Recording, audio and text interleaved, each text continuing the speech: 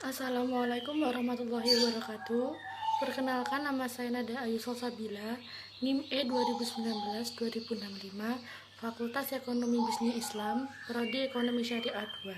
Di sini saya akan menjelaskan tentang inflasi. Inflasi adalah kecenderungan naiknya harga secara umum dan terus-menerus dalam waktu dan tempat tertentu. Maksudnya, di mana suatu negara itu harga-harga barangnya secara umum naik, dalam suatu negara harganya itu naik. Misalnya sembako negara itu naik, beras yang awalnya 10.000 naik menjadi 11.000. Jika semua barang di suatu negara itu naik, maka itu disebut inflasi. Kalau barang-barang itu naik, maka nilai uang akan turun. Macam-macam inflasi yaitu ada 3. Yang pertama berdasarkan sifat atau laju inflasi. Yang kedua berdasarkan penyebab dari inflasi, dan yang ketiga berdasarkan asal dari inflasi. Di sini saya akan menjelaskan satu persatu, mulai dari berdasarkan sifat atau laju inflasi.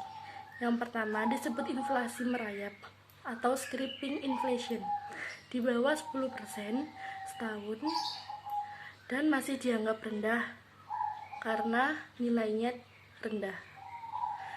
Yang kedua, inflasi menengah antara 10-30% per tahun.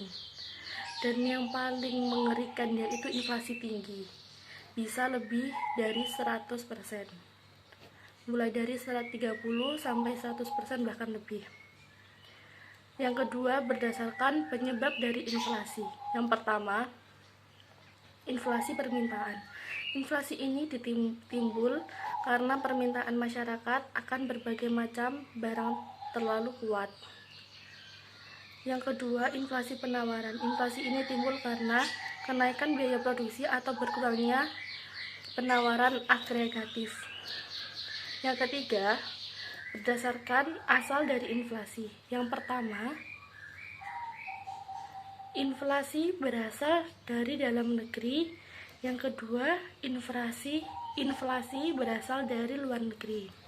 Sebab-sebab inflasi yaitu inflasi permintaan, inflasi penawaran, dan inflasi campuran. Inflasi permintaan menurut penyebab inflasi dapat terjadi melalui inflasi permintaan akan barang oleh masyarakat yang berlebihan. Inflasi penawaran disebabkan oleh terjadinya penurunan penawaran total sebagai akibat dari kenaikan biaya produksi.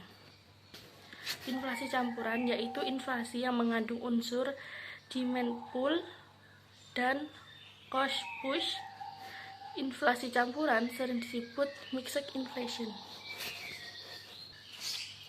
Pembagian inflasi dalam ekonomi Islam ada inflasi yang bersifat alami atau natural inflation.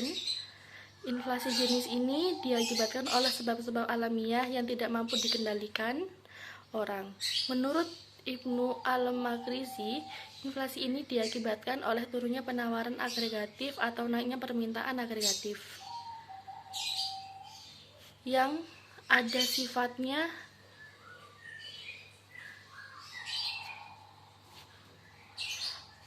ada yang sifatnya human error atau korupsi dan administrasi yang buruk, pajak yang berlebihan, pencetakan uang dengan maksud menarik keuntungan secara berlebihan. Dampak inflasi dalam perspektif ekonomi Islam: 1. Menimbulkan gangguan terhadap fungsi uang, terutama terhadap fungsi tabungan, fungsi pembayaran di muka, dan fungsi unit perhitungan. Lalu melemahkan semangat masyarakat untuk menabung. Yang kedua, meningkatkan kecanduan berbelanja, terutama untuk barang-barang non-primer dan mewah. Kebijakan fiskal. Tujuan dari kebijakan fiskal dalam Islam adalah untuk menciptakan stabilitas ekonomi, tingkat pertumbuhan ekonomi yang tinggi, merataan pendapatan. Terima kasih.